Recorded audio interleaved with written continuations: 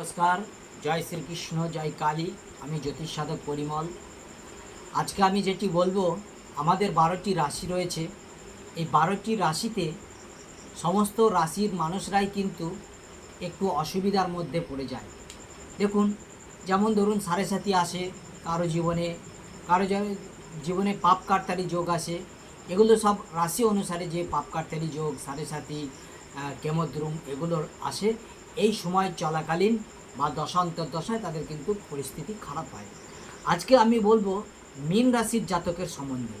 মীন রাশির জাতক জাতিকারা যদি কোনো অসুবিধায় পড়ে, তাদের দৈনন্দিন ঝগড়াঝাঁটি, অশান্তি, কলহ, বিবাদ লেগেই আছে, রোজগার নেই, আয়ের চেয়ে ব্যয় বেশি, এইরকম যদি কিছু হতে থাকে, তাহলে আপনারা 7টি বৃহস্পতিবার বাজার থেকে, দশকর্মা দোকান থেকে সিল্কের কাপড় কিনে নিয়ে আসবেন।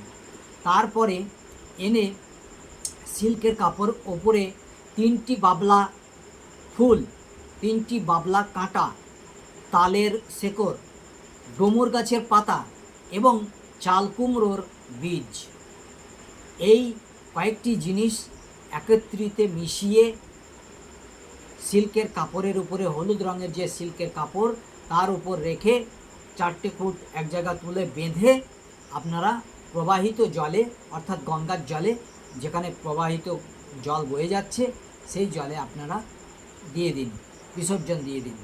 এইভাবে 7টি বৃহস্পতিবার করলে দেখবেন মীন রাশির জাতক জাতিকারা অবশ্যই সমস্ত সমাধান রক্ষা পাবেন, সমস্ত অসুবিধা থেকে আপনারা সমাধান খুঁজে পাবেন।